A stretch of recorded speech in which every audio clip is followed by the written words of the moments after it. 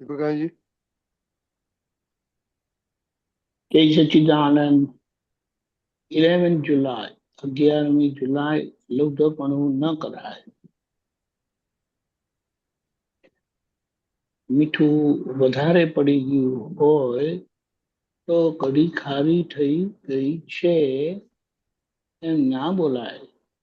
મીઠું વધારે પડી ગયું હોય તો કઢી ખારી થઈ ગઈ છે એમ ના બોલાય.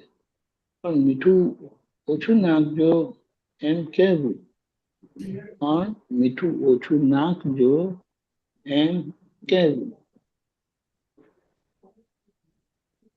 આપણે શું બોલીએ છીએ, કેવી રીતે બોલીએ છીએ, કેવા શબ્દો નાખીએ બોલાય છે, એના પર સીધી અસર છે.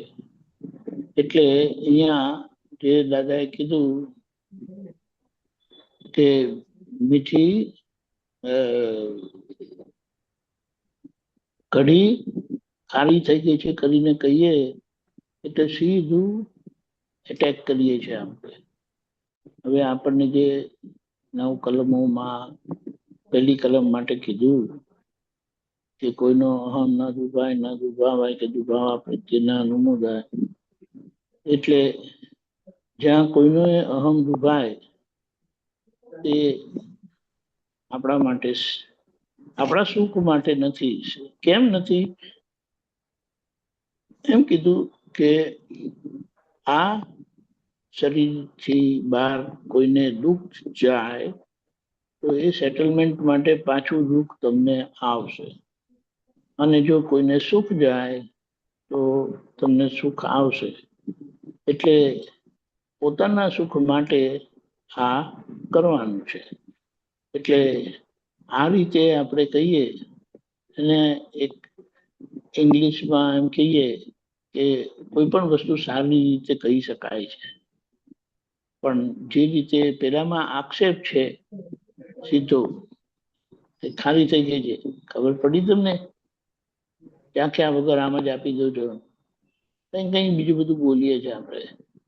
અને અહીંયા ખાલી કીધું મીઠું થોડું ઓછું નાખજો એમ કે, તો પેલું એટેક ના થાય.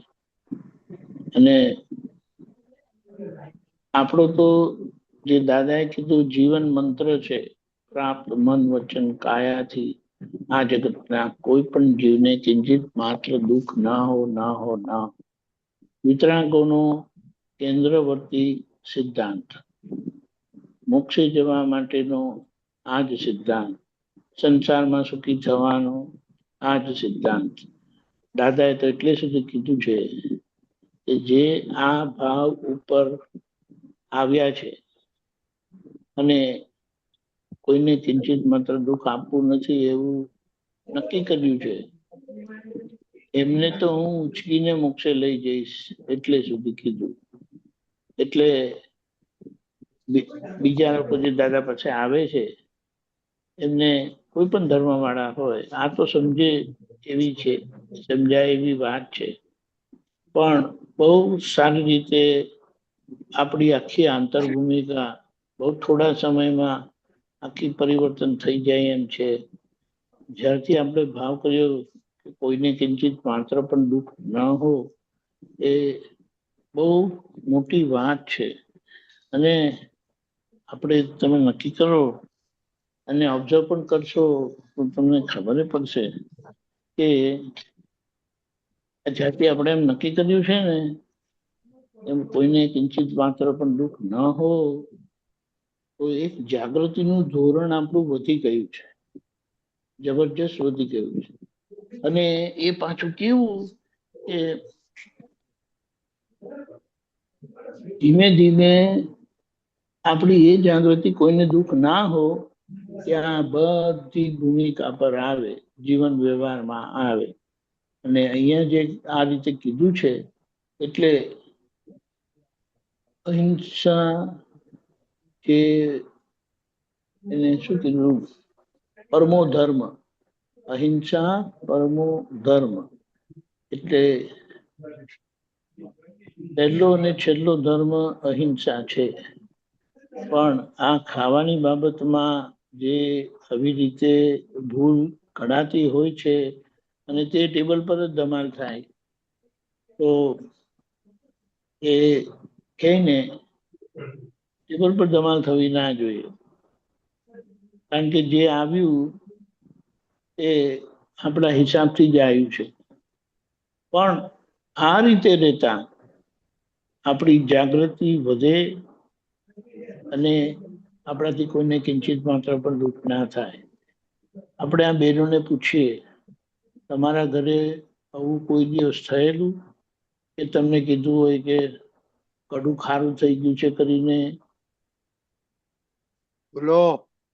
એવરી ડે જો એવરી ડે આવું તો થાય છે. હા, એવરી ડે. બોલો. આજે મીઠું છે, આજે મરચું છે, આજે ટેસ્ટ નહીં, આજે ટેસ્ટ આજે નથી. મીઠું ઓછું છે, આજે મરચું આજે વધારે છે, ટેસ્ટ નથી. ટેસ્ટ નથી. આ કઈ ટેસ્ટ નથી આવતો. ખાવામાં નો ટેસ્ટ. આઈ નો. બહુ અઘરું છે. રોટલી જાડી છે, આપ ભાખરી જાડી છે. હે હા, એવરી ડે કઈક ના કઈક તો મિસ્ટેક આવે જ હવે. અચ્છા, એટલે આ તો આપણે સમજવાનું, પણ એમાં તમને તો તમારી ભૂલ છે જ નહીં ને. આ તો એ તો અવાજ છે કરીને રહીને તમને, એટલે હા, આમે ટેવાઈ ગયા હવે. કહી દો ને જે કહેવાનું અમે હોય તે તે એમ કે ગયા આજે કઈ નવું કે છે, દાળમાં હા, રાઈ વધારે પડી ગઈ છે, બે. મોઢામાં આવે છે. My God. અમારે તો એવું છે ને, કેટલી કેટલી જગ્યાએ જઈએ, કશું કહેવાય કરાય નહીં. જે મળ્યું જેવું મળ્યું તે સમજી લેવાનું.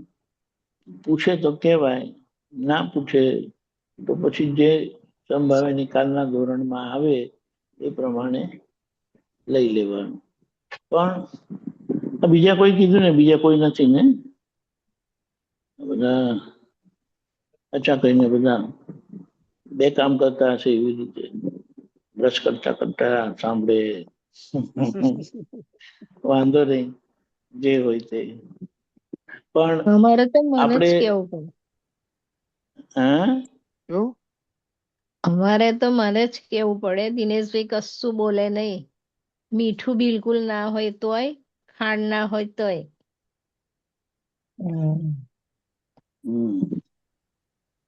પણ આવું તો કોકને જ થાય. એટલે તમારે મારો પછી એમ દીકરો થાય ને પણ કે એવો મારે છે જ હા કે ધ્યાન રાખવું પડશે.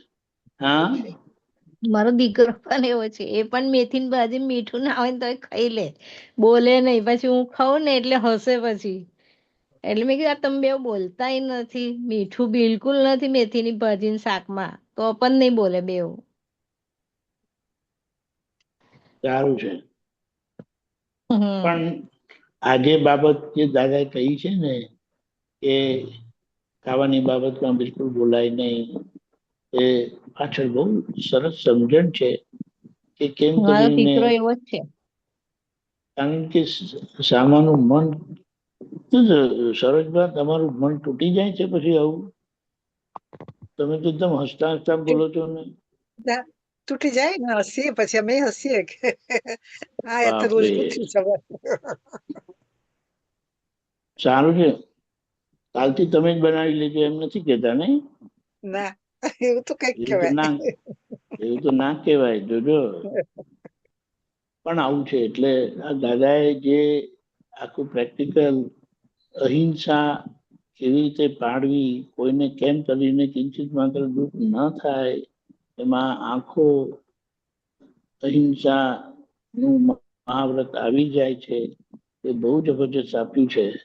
અને ખાવાની બાબતમાં, કારણ કે આ મેટર દિવસને 3 વખત તો થાય મિનિમમ, થાય થાય, તો પછી સાચી શું વાત. થાય? હમ. અને અહીંયા એ બાબત સચવાઈ ગઈ, બહુ જબરદસ્ત થઈ જાય. અને બોધ આપી દીધો કે આ રીતે લેજો, આવું છે.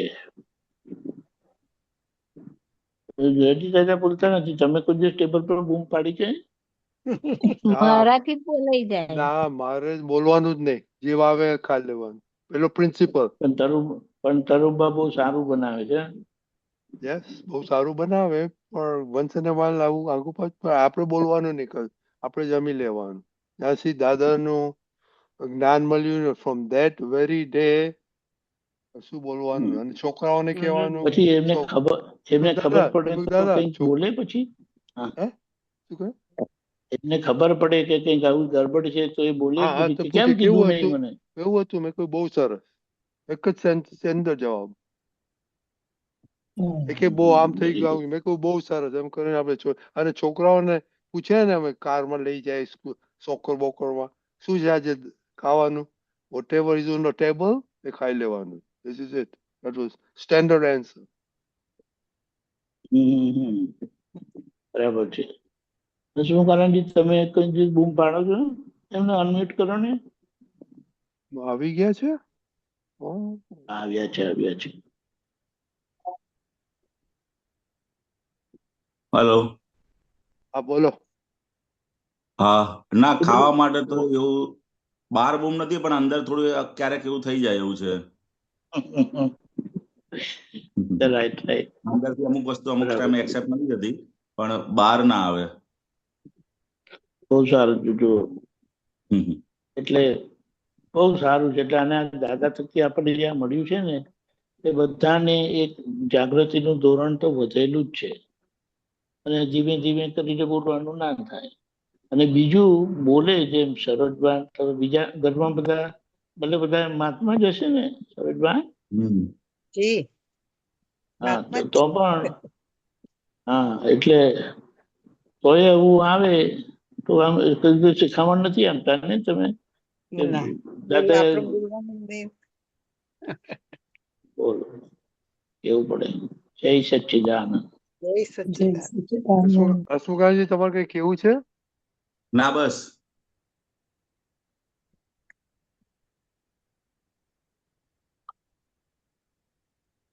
ઓકે, તો આપણે મૂકીએ.